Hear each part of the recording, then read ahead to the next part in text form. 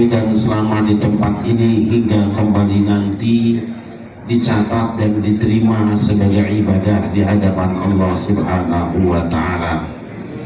Allahumma salawat dan salam kita sanjungkan ke halibaan baginda Nabi besar Muhammad Sallallahu Alaihi Wasallam beserta segenap keluarga dan sahabatnya, juga lumeber kepada kita sekalian selaku umatnya yang selalu berusaha. Perwakilan rakyat mereka sowan kepada Kanjeng Nabi Samuel. Siapa Nabi Samuel? Nabi Samuel adalah ketua Dewan Syuroknya kalau sekarang, tempat masyarakat bertanya, tempat masyarakat minta pendapat kalau terjadi sesuatu di tengah kehidupan. Memang sebuah pergerakan itu harus ada tempat bertanyanya, ada pimpinan syuroknya, ada dewan syuroknya atau syuriahnya. Pergerakan tanpa ada tokoh yang menjadi sentral pergerakannya dan hanya mengandalkan kekuatan orang per orang tidak akan berhasil, karena suara mereka tidak akan bersatu. Ini pesan buat perjuangan warga Israel. Sallallahu Muhammad. Sallallahu Muhammad. Apa kata mereka? Di Al-Quran, alam tara ilal mala'i min bani Isra'ila min ba'di Musa idh qalu li nabiyyin lahu mub'ath lana malikan nuqatil fi sabilillah qala hal 'asaytum in kutiba 'alaykumul qitalu alla tuqatilu qalu wa ma lana ألا نقاتل في سبيل الله وقد أخرجنا من ديارنا وأبنائنا فلما كتب عليهم القتال تولوا إلا قليلا منهم والله عليم بالظالمين.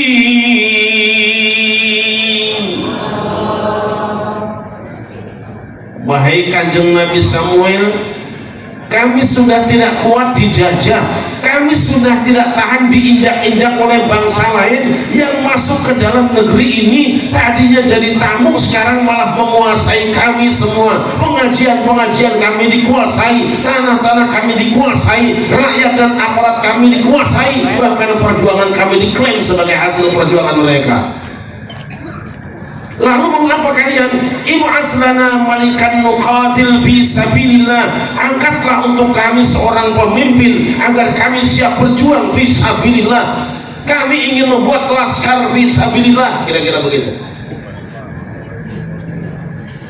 Nabi Samuel bertanya, apa benar kamu ini benar-benar siap berjuang? Jangan-jangan kalau nanti kamu diperintah berjuang malah pergi cuma gosnya doang, cuma teriaknya doang, cuma yel-yelnya doang, nanti baru pelantikan malah mengkeret, gak punya semangat juang. Apa kata mereka?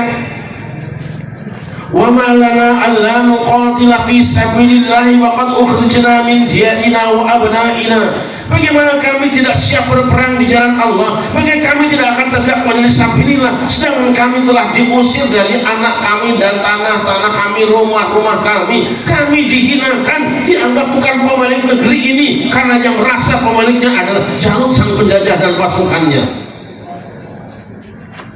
Temenan apa kia berjuang kia? Ya sudah, kalau memang kalian akan berjuang, kami akan bertanya kepada Allah, kira-kira siapa yang layak jadi pemimpin ketua umumnya, siapa yang jadi komandannya.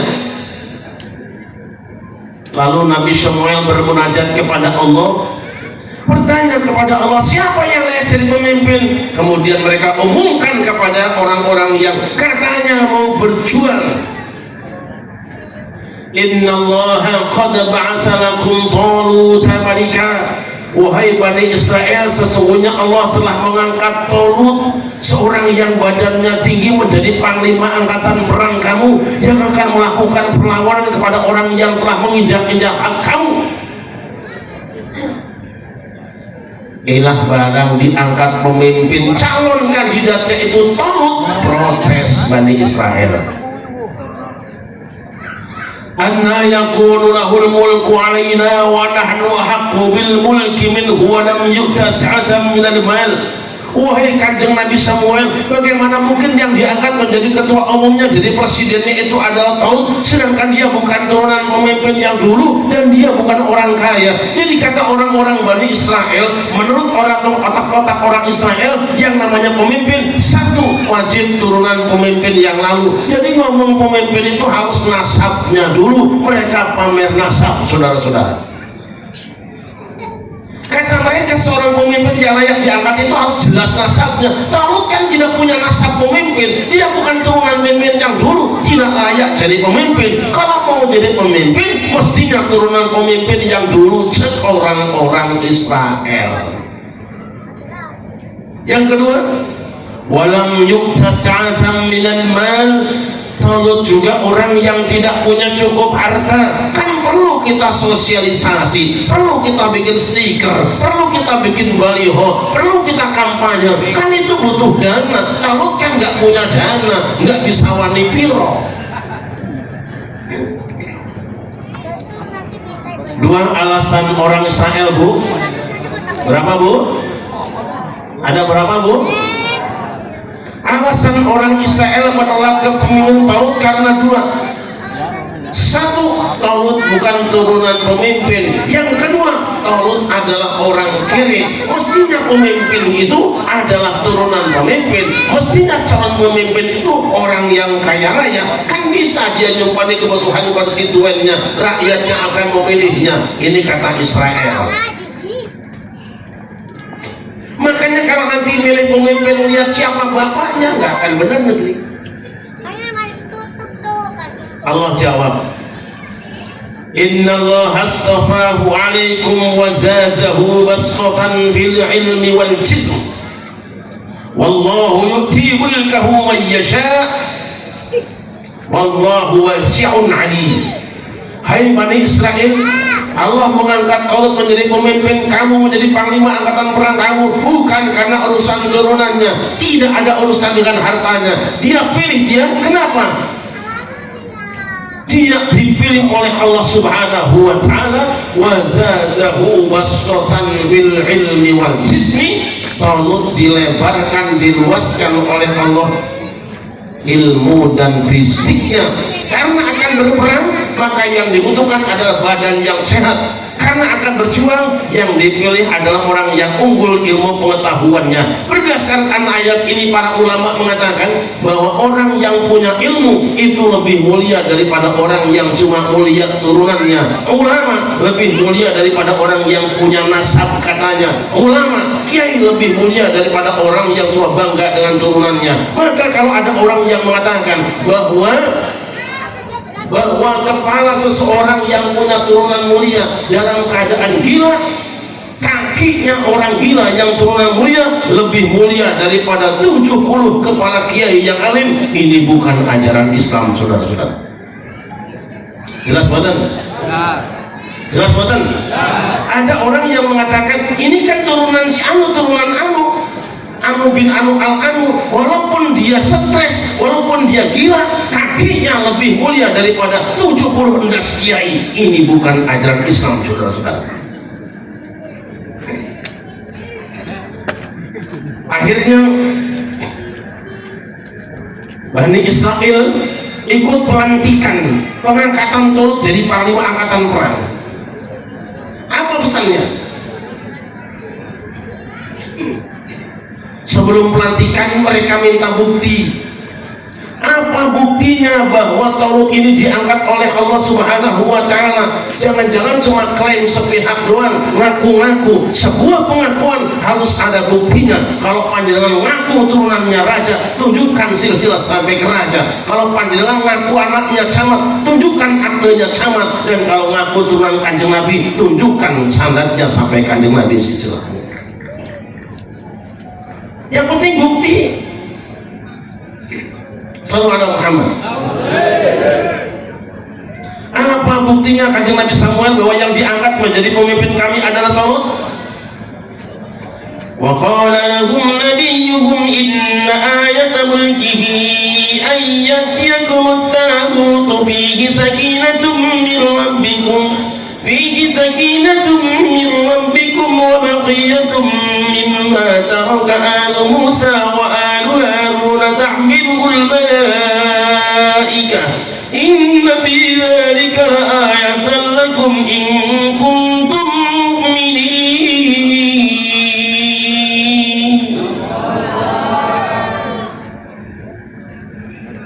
Kata Nabi Samuel, bukti bahwa Tolut itu orang yang diangkat oleh Allah sebagai pemimpin kalian, bahwa cangkemku tidak bohong kepada kalian, bahwa ucapanku bukan dusta, bahwa ini benar-benar utusan yang diangkat oleh Allah.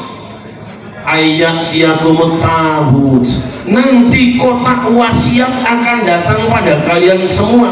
Kotak wasiat yang hilang dari tengah kita gara-gara maksiat kalian, nanti akan datang kotak tabut tadi dibawa oleh malaikat. Itu kotak adalah peninggalan Al Daud,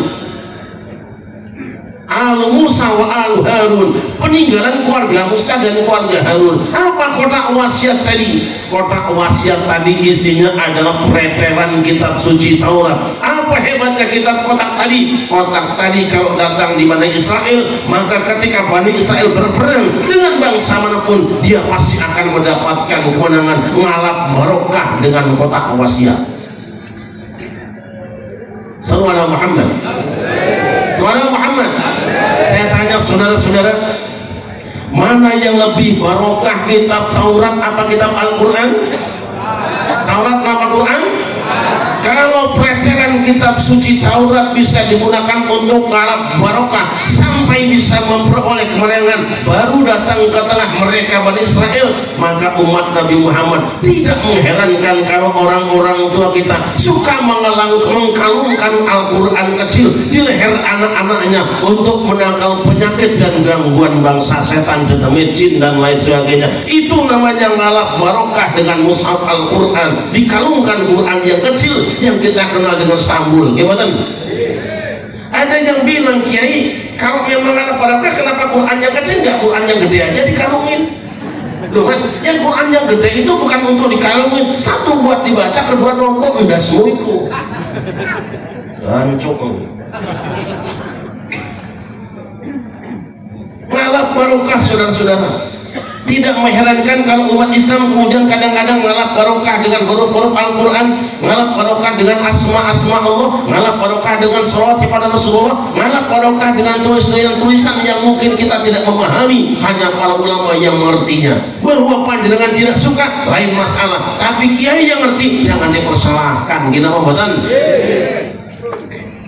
jelas sama jelas, jelas sama jelas. Bis nanti urusan barokah saya bahas berpanjang tanggal 13 September insya Allah. Akhirnya kotak wasiat ini datang. Sepakatlah Bani Israel, walaupun sebelum pemilu mereka ribut, selesai pemilu Bani Israel tidak ribut, selesai. Masih mending NKRI, Negara Kesatuan Rakyat Israel, daripada NKRI yang satu. NKRI Israel selesai pemilihan, selesai masalah. Tapi NKRI yang tetangganya Malaysia, Pilpres sudah selesai, ributnya masih berlangsung. Betul apa tidak? Betul apa salah? Salah. Betul. Akhirnya datanglah giliran sambutan Tolut sang presiden baru. Dia berada di hadapan pasukannya yang siap berperang berjumlah 313 orang, sama dengan pasukan perang Badar. Apa sambutannya? Hai Bani Israel, lihat di Quran, falamma fasala Talut bil junudi qala inna Allaha mubtadiikum binahar faman shariba minhu falaysa minni wa man lam yat'amhu fa innahu minni illa man gharafa ghurfatan bi yadihi. Hai Bani Israel, Kita akan perang menghadapi pasukan Jalut dan bala tentaranya yang sangat kuat, banyak pengalamannya, lengkap senjatanya, kokoh tubuhnya. Kita akan menghadapi mereka. Allah menguji kita semuanya. Binaharin dengan air sungai. Dalam panas yang terik, dalam perjalanan yang panjang, kalian akan bertemu dengan sungai yang banyak airnya. Tapi aku tidak izinkan kalian seenaknya ngambil air sungai. Siapa yang minum dari air sungai tadi, dia tidak akan kuat jadi pasukanku. Siapa yang tidak ikut minum, dia tetap dari pasukanku, kecuali menciduk ala kadar kebutuhan seukuran tangannya. Apa itu sungai? Sungai itu sungai apa, Bu? Kali ini guna apa? Lepen ini guna apa?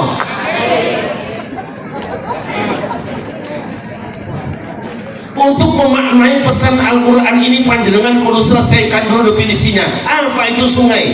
Sungai itu tempat mengalir air yang datang dari gunung. Di dalam sungai itu ada ikan-ikan, ada kotoran-kotoran, ada pasir, ada batu, ada sampah. Tapi jangan lupa, di sungai juga kadang-kadang ada yang ngambang warnanya. Warnanya namanya apa? Depan Pak Camat kok ngomong tai. Di sungai ada ikan untuk makanan kita, di sungai ada batu untuk bangunan kita, di sungai ada pasir buat urugan rumah kita, di sungai ada kayu-kayu, di sungai ada daun-daun. Tapi ingat, selain itu ada dua hal yang bahaya dalam sungai. Pertama, di dalam sungai itu ada kotoran manusia yang kalau engkau makannya, kalau kau tanpa sadar minum airnya, engkau akan pilek, sulit bicaranya.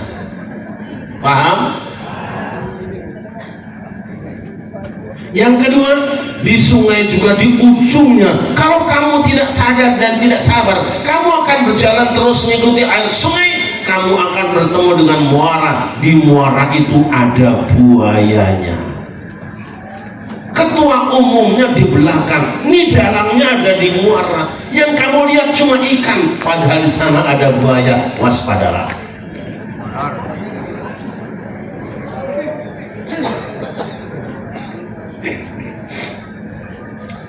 Masyaallah muslimin rahimakumullah. Ketika engkau akan berjuang ngurus negara, ketika engkau akan berjuang ngurus pergerakan, catat dua ini. Yang pertama, hati-hati kamu jangan sembarangan. Ada fasilitas berdatangan kepada kamu, ada orang yang menawarkan fasilitas pada kamu, ada yang menawarkan duit pada kamu, asal kamu mingkem tidak berbicara. Waspadalah, duit gentayangan. Wahai saudara-saudara PWI, kalian siap berjuang, kalian sudah dilantik, tidak mustahil sebentar lagi kalian akan berhadapan dengan uang yang gentayangan yang meminta kalian tutup mulut tidak berbicara.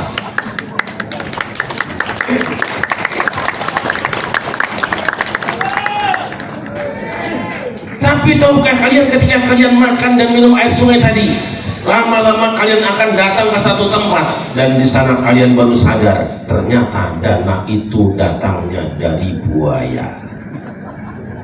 Jelas apa jelas? Jelas apa jelas? Ini Gus Maulana Ishak ini diam-diam ditawarin duit juga. Kita doakan mudah-mudahan semuanya sabar ya.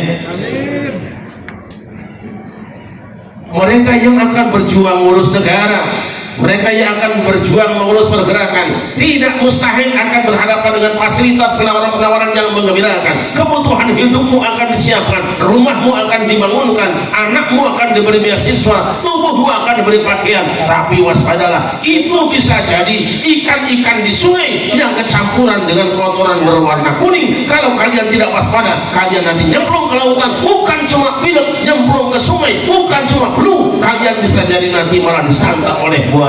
Kalian tidak bisa menikmati apa-apa. Sallallahu Muhammad.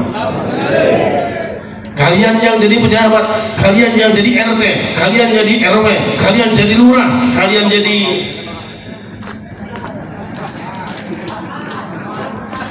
jadi bupati, kalian jadi gubernur, kalian jadi presiden, akan berhadapan dengan air sungai yang mengandung kotoran kuning-kuning, dan kalian akan berhadapan dengan jebakan-jebakan orang-orang yang punya duit. Rakyatmu tidak akan bisa urus. Hamba Allah yang dimuliakan, apa yang terjadi ketika Nabi telah memesankan agar supaya mereka tidak minum air sungai? Begitu sampai di pinggir sungai, panasnya luar biasa. Apa yang mereka lakukan? Fasyaribu minhu illa qalilan minhum. Mayoritas pasukan tempur NKRI minum sepuas-puasnya. Hanya segelintir orang minoritas yang tidak ikut menikmati. Dari sekian banyak pejabat yang dipercaya ngurus negeri, hanya sedikit yang tidak korupsi. Bahasanya seperti itu. Hanya sedikit dari kaum pergerakan yang tidak menikmati fasilitas yang ditawarkan lawan. Maka jangan kaget kalian PWI kalau satu saat ada di antara kalian yang berkhianat pada perjuangan karena untuk memperkaya diri, untuk menyenangkan diri sendiri. Tidak usah kaget, Al-Quran sudah bercerita, dan kalian tetap sabar, tetap berada dalam barisan yang lurus. Ini pesan saya karena malam ini kan memperhatikan pasukan warga Israel ya, Laskar Samuel ya. Sallu ala Muhammad. Apa dampaknya? Falamma jawazuhu walladzina amanu ma'ahu falamma barazu li Jalut wa junudi qalu la taqata lana al-yawma bi Jalut wa junudi. Orang-orang yang minum air sungai sepuas-puasnya, yang menikmati penawaran kompromi dari buaya sebarak-baraknya, begitu bertemu langsung berhadapan dengan Jalut, mereka merinding ketakutan. Kami tidak sanggup menghadapi pasukan Talut yang lengkap senjatanya, kokoh tubuhnya, banyak pengalamannya. Aku orang wanita nggak balik banyak apa tani bemis lah, tutulan tahu bemis. Hampir-hampir perjuangan gagal. Qala alladziina, tapi sebagian qala alladziina yadhunnuna annahum mulaqullah, di antara sekian banyak pasukan masih ada orang-orang kecil, anggota biasa yang bukan jenderalnya, bukan komandannya, tapi yadhunnuna annahum mulaqullah. Mereka yakin bahwa mereka satu saat akan bertemu dengan Allah. Ini keyakinan ini betul.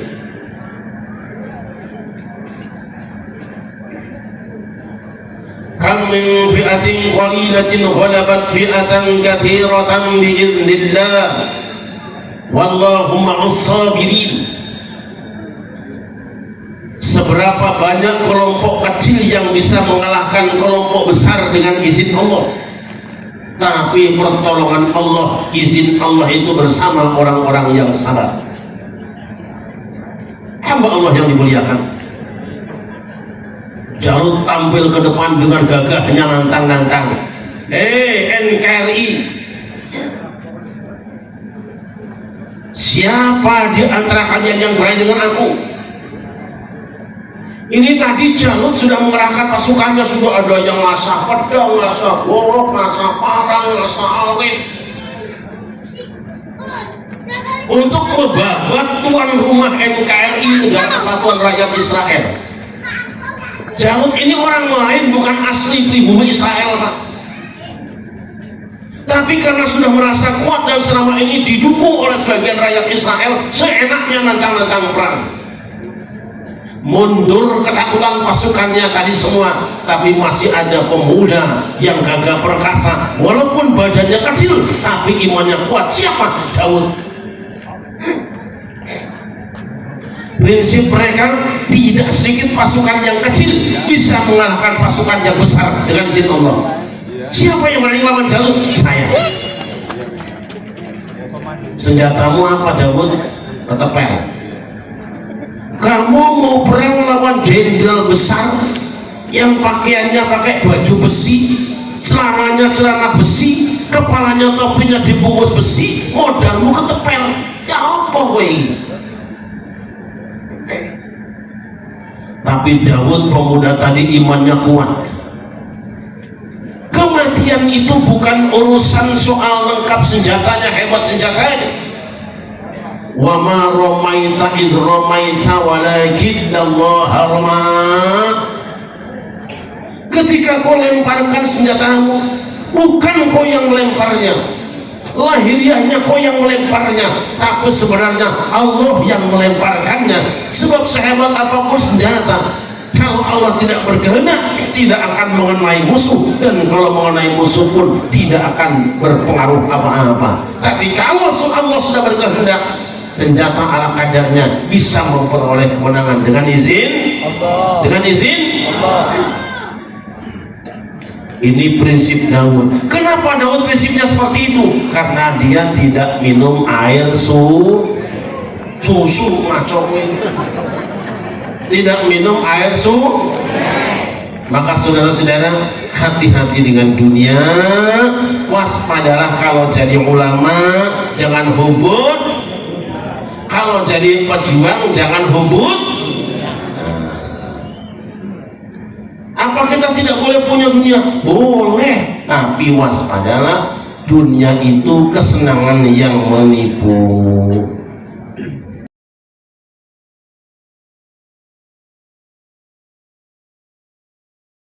Itu di Padepokan Dakwah Sunan Kalijaga TV atau di SQ Channel atau Syarif Rahmat Channel atau Ummul Qura Channel.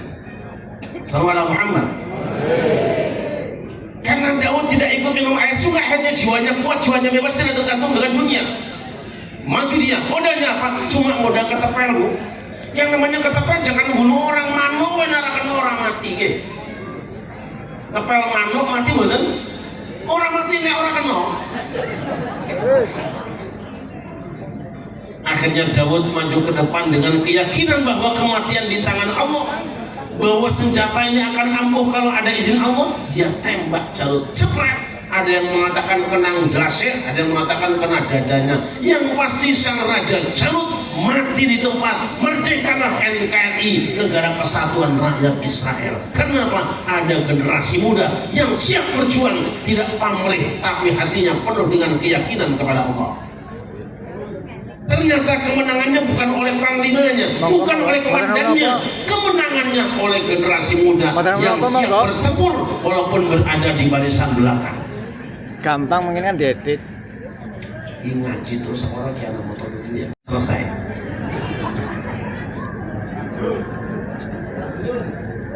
Loh, pergi mau. Apa yang dimuliakan?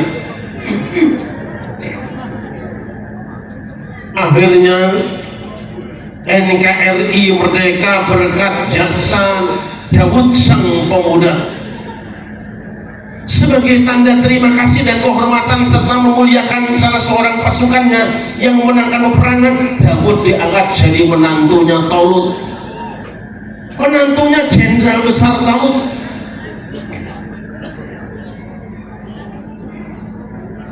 Tapi ketika Daud sudah menjadi menantu Pak Jenderal Besar sang Presiden Talut, malah Nabi Daud semakin tenar, semakin moncer.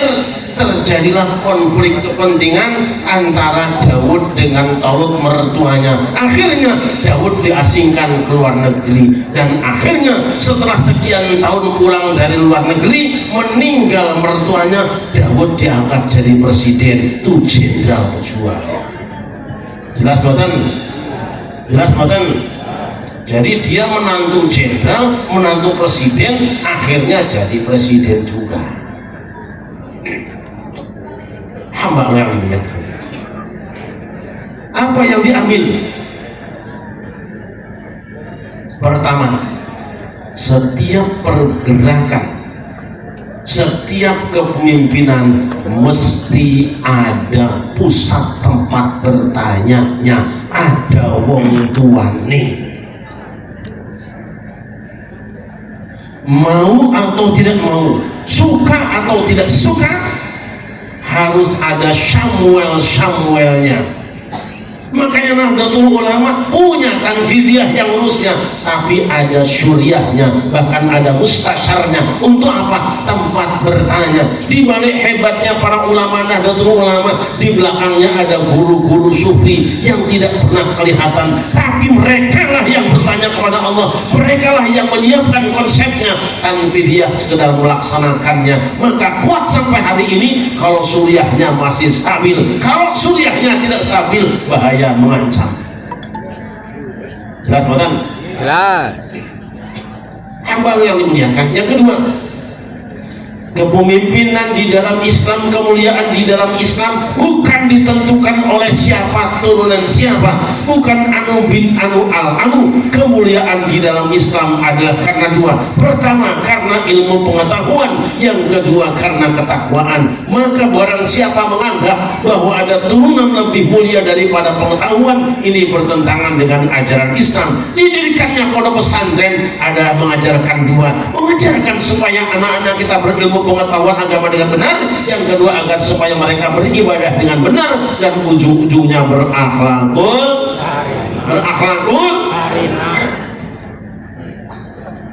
sebab Kanjeng Nabi diutus bukan untuk ngajarin apa-apa, bukan mengajarkan supaya orang menjadi kuat badannya, bukan mengajarkan supaya orang menjadi kaya dengan hartanya, bukan mengajarkan supaya orang tambah tampan dan cantik wajahnya, bukan. Innama bu'istu liutamima makarimal, aku diutus dalam rangka menyempurnakan akhlak yang mulia. Alhamdulillah, bangsa Indonesia dari rakyatnya sampai aparatnya semua berakhlakul karimah. Alhamdulillah. Mana buktinya? Rakyatnya mau duduk jemprak di tikar-tikar, ini praktis, jemprak nuratis. Pejabatnya walaupun banyak kesibukan, tentaranya, polisinya, pak camatnya, ibunya, semuanya rawuh kesini karena apa? Ingin dekat dengan rakyat. Ini pertanda akhlakul karimah. Beliau datang bukan cuma duduk di kursi. Saya dengar bisik-bisik katanya mau nambahin amplop kiai yang ceramahnya. Loh, saya kan canda dikit sambil nungguin air jeruk gitu. Ceramah pesrat begini dan air jeruk. Kan kalau ngaji kan itu ya Bu. Jangan-jangan di sini ada jeruk nggak sih? Nonton. Panitia lah.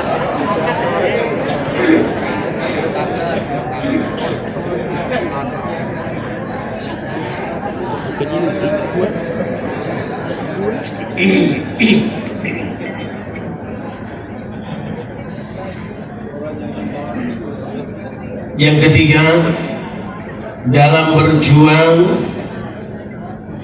dalam berjuang hati-hati godaan dunia.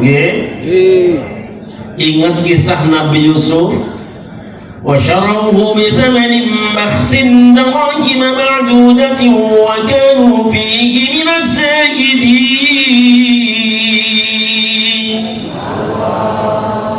Mereka menjual Yusuf dengan harga yang murah. Kenapa? Kanu fihi minas zahidin, mereka orang-orang yang zuhud. Apa artinya zuhud? Para pedagang itu ngambil Yusuf dari sumur bukan karena butuh dengan Yusufnya, tapi dia sadar bahwa Yusuf bisa dijual, yang penting dapat uangnya. Orang-orang yang beriman yang hidupnya zuhud bukan tidak punya dunia, boleh punya dunia, tapi ketika ambil dunia tidak ada ta'alluqul qalbi biha, tidak ada cantelan hatinya dengan dunia. Dia memilikinya tapi dia tidak dimilikinya. Saya tanya ibu-ibu, Kanjeng Nabi Ibrahim kaya apa miskin? Kaya apa miskin? Kaya, luar biasa. Punya satu lapangan onta, punya satu lapangan sapi, punya satu lapangan kambing. Ibu punya nggak? Konon saking kaya-kayanya Kanjeng Nabi Ibrahim, di rumahnya tuh ada kirik. Tahu kirik? Tahu kirik? Anaknya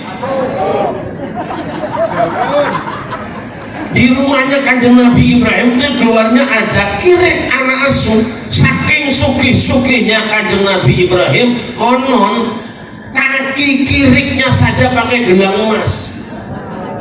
Hebat ya. Kaki kiriknya pakai gelang emas. Makanya kalau saya lihat ibu-ibu kakinya pakai gelang emas, jangan-jangan Horor. Kanjeng Nabi Ibrahim kaya raya, tetapi walaupun kaya raya, hartanya habis disumbangkan kepada orang-orang yang membutuhkannya.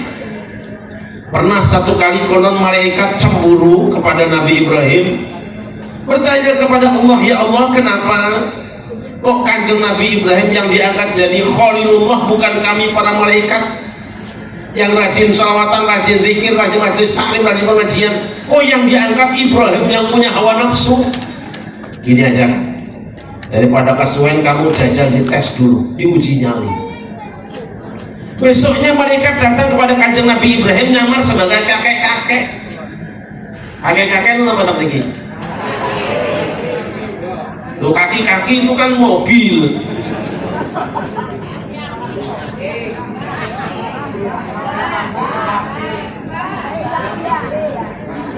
Enggak mbah, aku aja udah sebut mbah walaupun masih muda kok.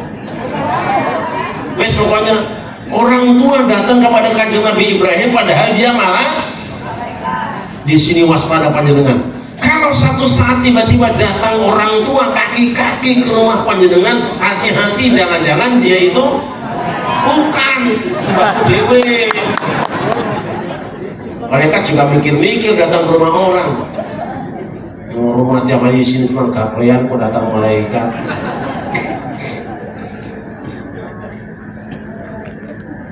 Tuhan Ibrahim, gimana? Saya datang dari satu kampung. Di kampung saya sedang terjadi krisis moneter akibat kemarau panjang. Terus yang dibutuhkan apa, Mbak? Saya lihat panjenengan punya sapi satu lapangan, angkut Mbak, sapinya kabeh. Angkut. Besoknya kakek datang lagi, Kanjeng Nabi Ibrahim, masih ada yang belum kebagian tuh dekat dengan banteran. Saya punya apa Mbak? Saya lihat masih punya onta satu lapangan, usung kabeh ontanya, sumbangkan ke sana. Besok datang lagi, Kanjeng Nabi Ibrahim masih ada yang kelaparan, belum kebagian. Saya punya apa Mbak? Satu lapangan kambing, angkut semua kambingnya. Masya Allah, nggak dipilih yang jelek. Kenapa jenengan nyumbang itu ya goleknya wedhus sing gudigen ngono. Sing wis mati. Besoknya malaikat datang lagi, Tuhan Kanjeng Nabi Ibrahim, apa yang panjenengan akan dahar semua sapi, semua kambing dan onta sudah panjenengan sembahkan. Allah Bang. Semua onta, sapi dan kambing itu panjenengan itu saking Gusti Allah. Selama Allah masih memberi aku hidup, walaupun aku tidak punya apa-apa, besok pasti ada jalan bagaimana caranya aku bisa makan. Jangan ragu-ragu. Walaupun aku punya semuanya kekayaan yang ada di dunia ini, tapi kalau menghendaki aku sudah mati, aku pasti akan mati. Jadi saya tidak ragu-ragu Mbak. Jangankan cuma onta, jangankan cuma sapi, jangankan cuma kambing. Kalau nanti satu saat aku punya anak, diminta nang Gusti Allah tak paringke, wong anak juga dari Gusti. Ini janjinya Kanjeng Nabi Ibrahim, tapi janji beliau tidak sama dengan janji calon anggota DPR, beda.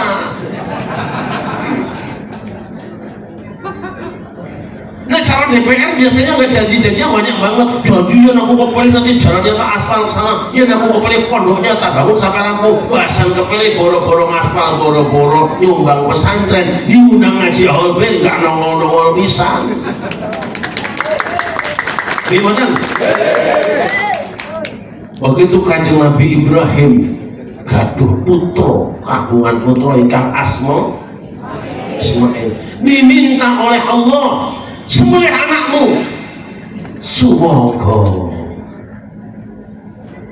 dia sampaikan ke anaknya, ya bunayya inni ara fil manami anni adbahuka fanzur madza tara. Ya anakku, aku semalam mimpi nyembelih kamu, itu perintah Allah, aku kon beleh kowe piye? Anaknya nurun soleh dari bapaknya.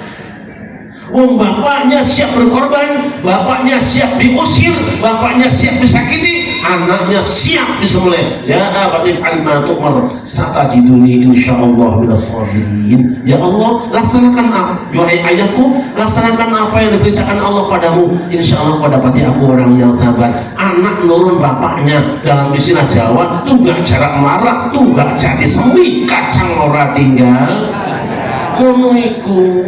Nek turunane wong saleh ya insyaallah saleh. Nek ngaku turunan orang apik ya insyaallah apik. Nek Kanjeng Nabi itu orangnya sopan santun. Ada orang yang enggak sopan, enggak punya santun, ngaku turunannya Kanjeng Nabi pasti bohong.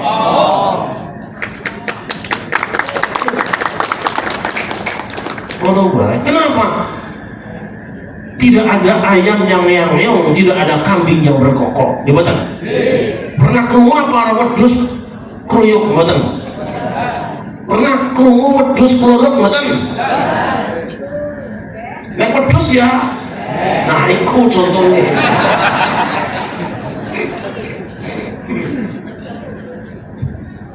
Apapun yang dimiliki oleh Kanjeng Nabi Ibrahim demi cintanya kepada Allah dikorbankan. Hai para agnia, para hartawan, di hadapanmu ada pondok pesantren yang belum selesai, keluarkan rezekimu karena itu ada jalan selamatmu. Hai para agnia, para hartawan, ada PWI yang sedang berjuang, ulurkan tanganmu untuk perjuangan mereka, itu jalan keselamatanmu. Kanjeng Nabi Sulaiman kaya apa miskin? Sugih apa melarat? Kanjeng Nabi Sulaiman sangat sugih, tapi saking sugihnya, sekalipun sugih, Sulaiman tidak pernah mencintai dunia. Di rumahnya ada macam-macam kuda. Karena apa? Ada mediator, ada caloknya. Kanjeng Nabi Sulaiman itu ada jaran baru bagus, kayak apa? Double blower, beli. Besok datang lagi Kanjeng Nabi Sulaiman ada jaran yang sangat bagus, kayak apa? Double gardan, beli. Besok ada lagi Kanjeng Nabi Sulaiman ada jaran yang bagus, mereknya apa? Itu empuk banget joknya, beli. Semua kuda beliau beli, semua kuda beliau miliki, sampai Kanjeng Nabi Sulaiman di belakang rumahnya tegaran penuh dengan kuda, berjejer seperti gelas minuman.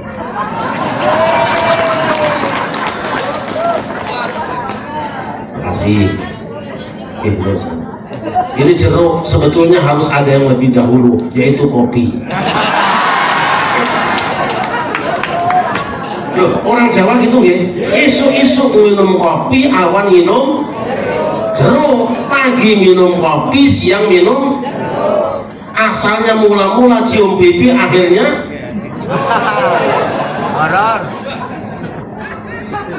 pagi minum kopi, siang minum. Mula-mula cium pipi, akhirnya jeruk. Sallallahu Muhammad. Nabi Sulaiman sedang menyaksikan kuda-kudanya yang sangat indah-indah itu jalan terus dipirsani satu persatu. Jangan bicara kayu depan, diapit depan, tahu-tahu matahari sudah mendekat condong ke bawah, belum melaksanakan ibadah sore hari. Menjerit Kanjeng Nabi Sulaiman dalam hatinya, faqala inni ahbabtu hubbal khayri an dzikri rabbi hatta tawarat bil hijab.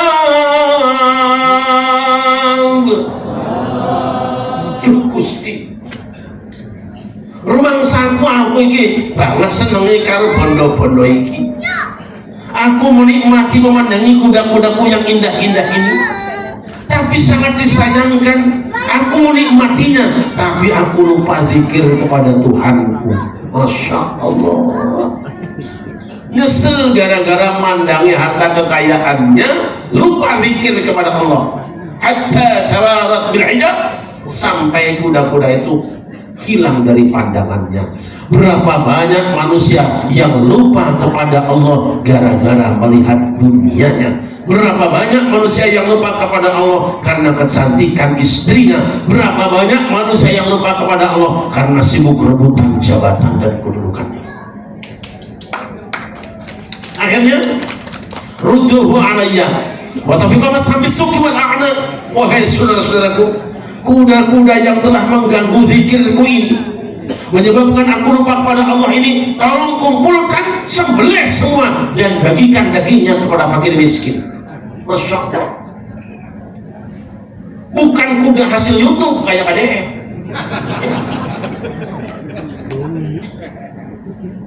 Tapi hasil YouTube-nya kan dibagikan pada fakir miskin. Gimana? Daripada cuma nyalah-nyalain doang, ono wae sing koyo ngono.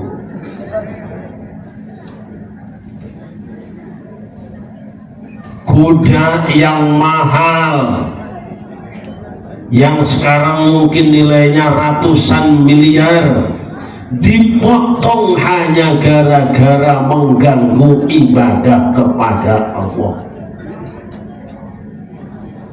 Maka ibu-ibu, jika suami panjenengan tukang angon kambing, gara-gara angon kambing kesiangan sholat asar, kesorean sholat asar, bilang sama suamimu, mas kambingmu potong. Kalau gara-gara ngurus ayam Bangkok, nyebokin ayam Bangkok, kesorean sholat asar, bilang sama suamimu, mas ayammu. Dan gara-gara ngurus manuk perkutut, kesorean sholat asar, bilang sama suamimu, mas burungmu.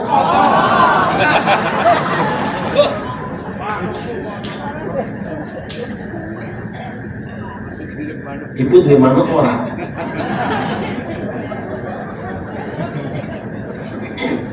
Saudara Muhammad, inilah dunia. Mengapa? Wa mal hayatud dunya illa mata'ul ghurur. Tidaklah kehidupan dunia ini kecuali kesenangan yang penuh dengan tipuan belaka.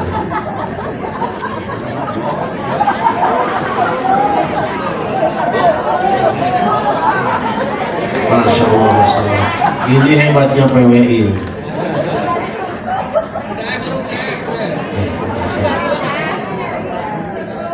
Kok kopinya nggak hitam? Ilmu saya doain mudah-mudahan cepat tua ya Bu. Ilmunya, rizkinya, ibadahnya gitu. Ya Rasulullah,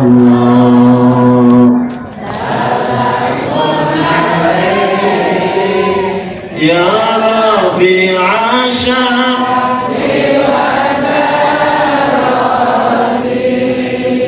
Anfan Kayyaji,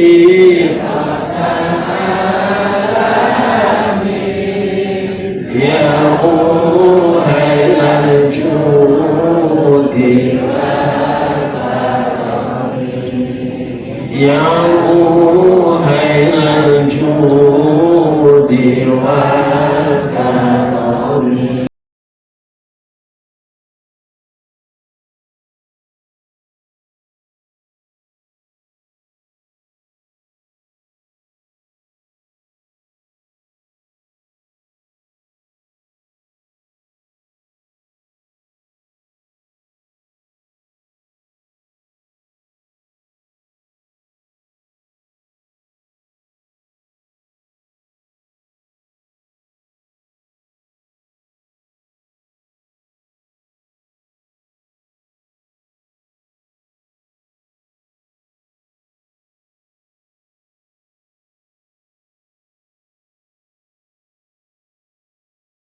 Ali Muhammad. Masyaallah muslimin rahimahullah. Ajaran Islam itu intinya pertama tauhid, meyakini bahwa tidak ada Tuhan yang wajib disembah, la ma'buda bihaqqin fil wujudi kecuali Gusti satu. Yang kedua, inti ajaran Islam adalah bahwa dunia ini fana, dunia ini akan hancur, dunia ini akan berakhir, maka jangan kau cintai dunia. Yang ketiga, dunia ini akan damai, kehidupan akan damai kalau dihuni oleh orang-orang yang berakhlakul karimah. Ini dia inti. Tapi ada satu lagi, waspada. Ada makhluk yang ingin menggagalkan tauhidmu. Ada makhluk yang akan menggoda hatimu agar mencintai dunia. Dan ada makhluk yang akan merusak akhlakmu. Siapa dia? Merusak tauhidnya tidak terasa, merusak akidahnya tidak terasa. Sebab apa? Dia bergaul dengan kamu menggunakan dalil-dalilmu. Dia akan merusak kesadaranmu akan bahaya dunia. Dia telah berhasil menjatuhkan mbahmu Adam dan Hawa dengan menyukai satu pohon yang sebenarnya tidak boleh, itu dunia. Dan dia akan mendidik kamu supaya kamu menjadi orang yang rusak akhlaknya. Setanlah rajanya ketakaburan, setan raja kesombongan karena pamer turunan dan merendahkan orang lain. Mereka yang merasa punya turunan orang mulia, kemuliaan itu bukan kamu yang bikin. Kemuliaan bukan kamu yang membuat, itu anugerah dari Allah.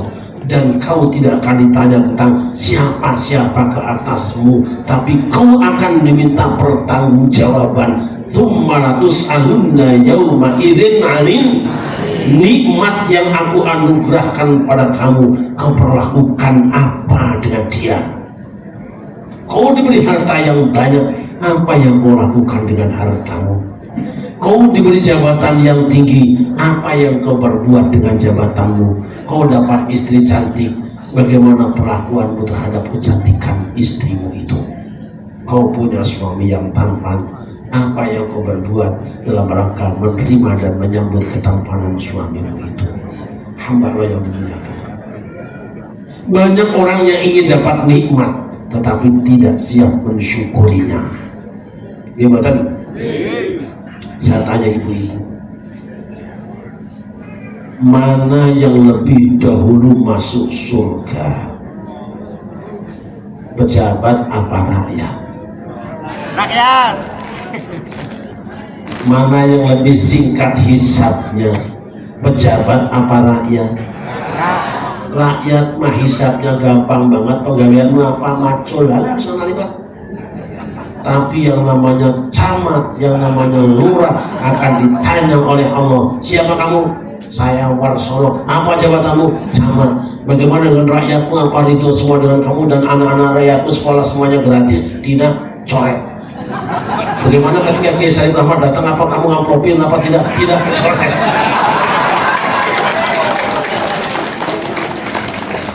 Panjang urusannya. Saya tanya ibu-ibu, mana yang lebih gampang masuk surga? Orang kaya atau orang miskin?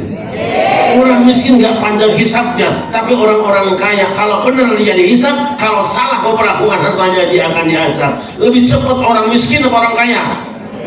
Masuk surganya duluan orang miskin atau orang kaya? Panjangan pingin miskin, pingin kaya.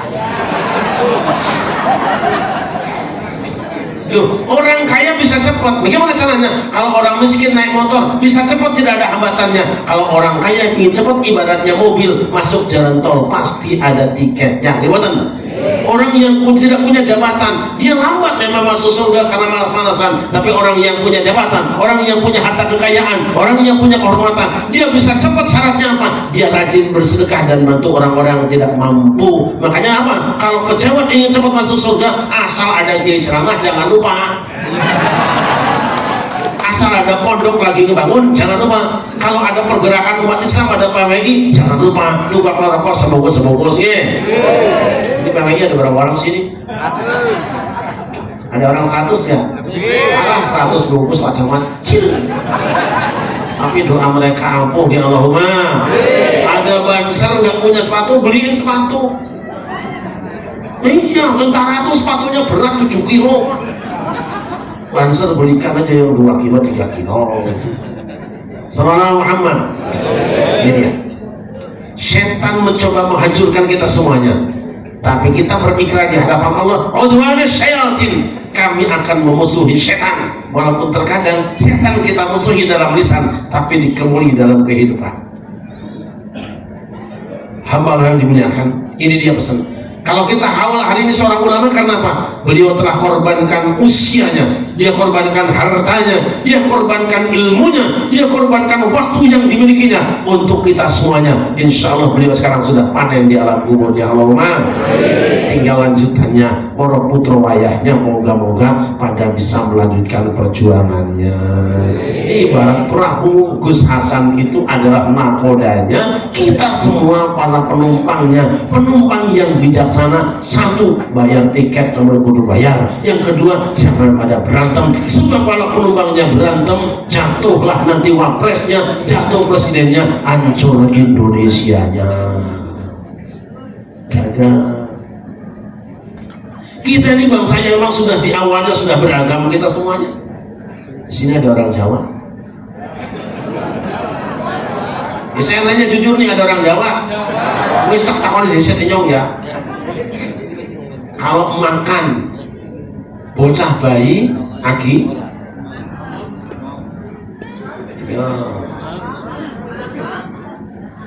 ayo, bahasa Indonesianya makan bayi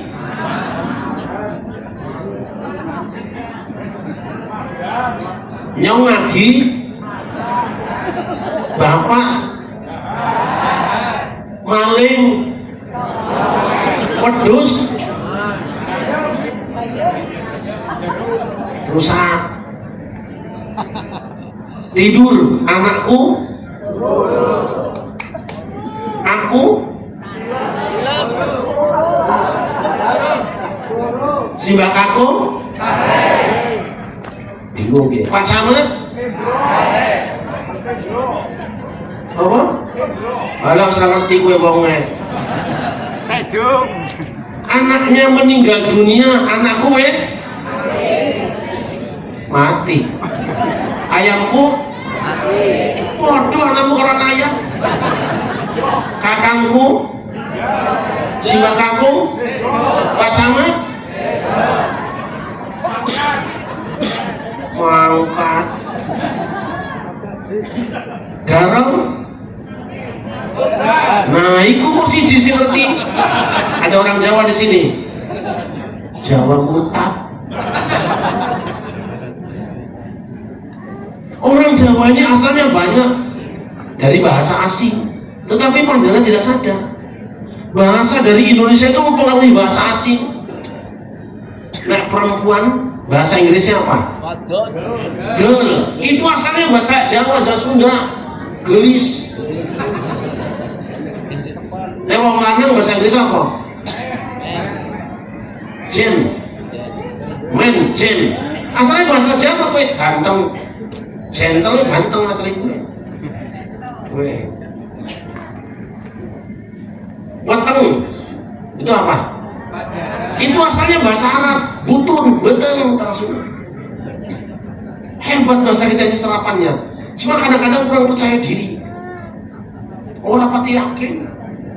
Oh, main sepak bola dunia siapa? Itu orang Jawa. Ronaldo gue. Kakaknya si Dodo gue. Ronaldinho. Kakaknya. Hamba yang dimuliakan, kita doakan mudah-mudahan pondok ini terus berkembang. Dan kita bisa menemani perjuangan Gus Hasan sepanjang hayat kita. Wis, jangan ragu-ragu, kita minta pada Allah dalam keragaman kita bangsa Indonesia tidak usah lagi diungkit-ungkit. Agama kita berbeda, suku kita berbeda, bahasa kita berbeda, tapi kita punya Bhinneka Tunggal Beliau seorang ulama berpulang ke rahmatullah, Wali Songo berpulang ke rahmatullah, Kanjeng Nabi Muhammad juga berpulang ke rahmatullah. Kita insya Allah semuanya bakal bakal mulo. Orang-orang yang diparingi kesenangan dunia jangan terlalu tenggelam dalam kesenangan. Ojo sira banget nggonmu bunga ana dunya malaikat juru pati nglirang-lirik marang sira mulai nglirik malaikat arep jabut gonit jabut anggenteni dawuhe Allah kang maha mulya monggo la ilaha illallah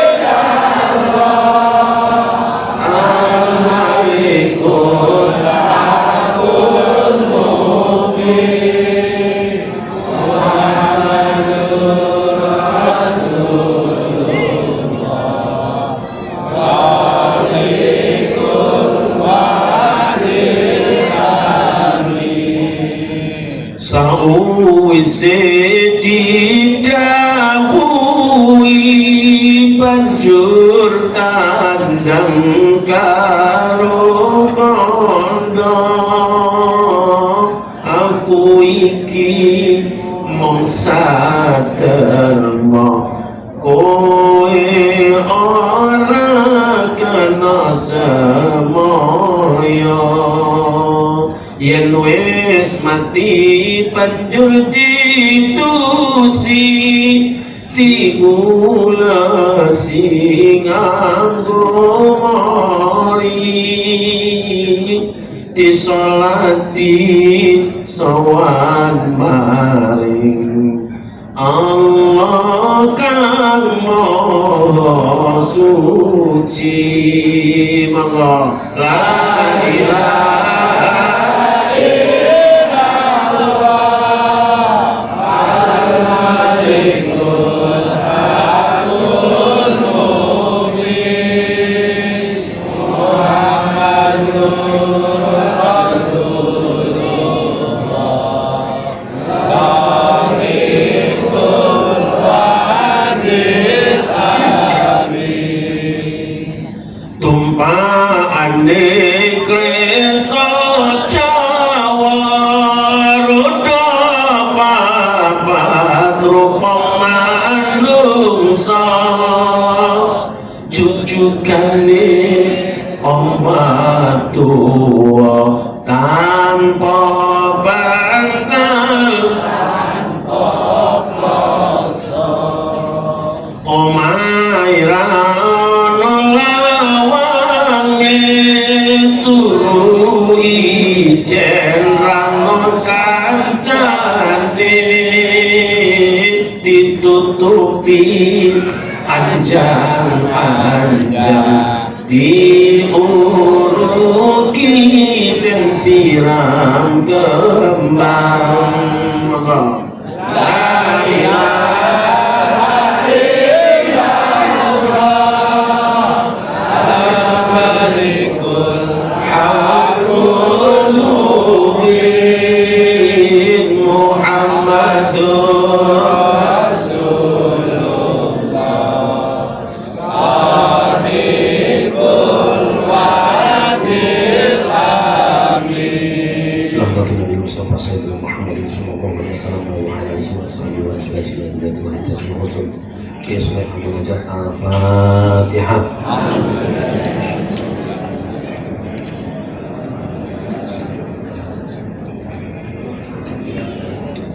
اللهم صل على سيدنا محمد وعلى ال سيدنا محمد سيد الاولين والاخرين وسلم رضي الله تبارك وتعالى عن كل صحابه رسول الله اجمعين. الحمد لله رب العالمين حمدا يوفي نعمه ويكافي مزيدا. يا ربنا لك الحمد كما ينبغي لجلال وجهك وعظيم سلطانك.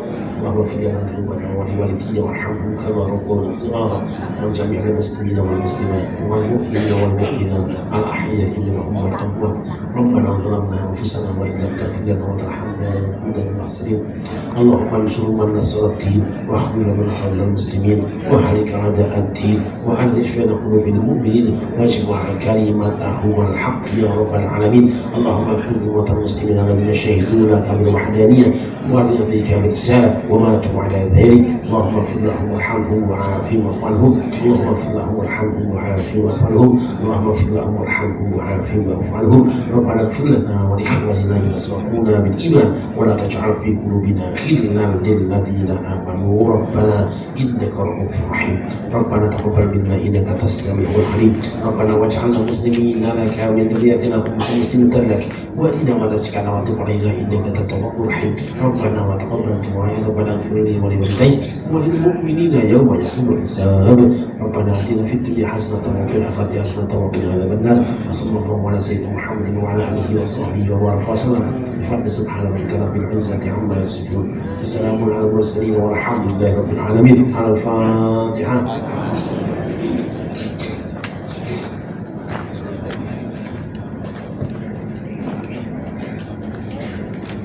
Insya Allah boleh ditanyakan sama kiai mana saja. Ini kitab wirid dan doa terbaik seluruh dunia. Saya bawa tidak banyak ibu-ibu. Nanti jangan lupa dulu masih ada pengumuman.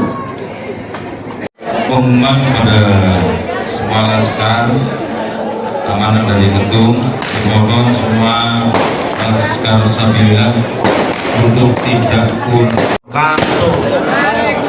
Hasbunallah wa ni'mal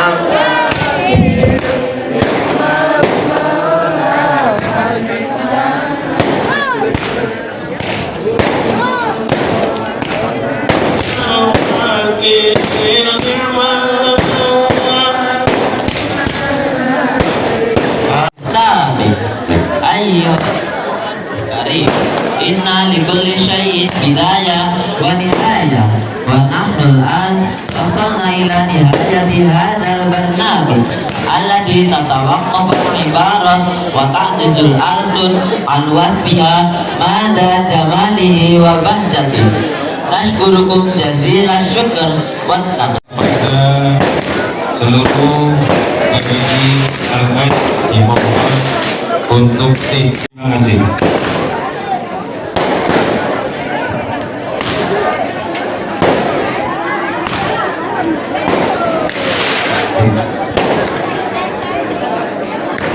Dulu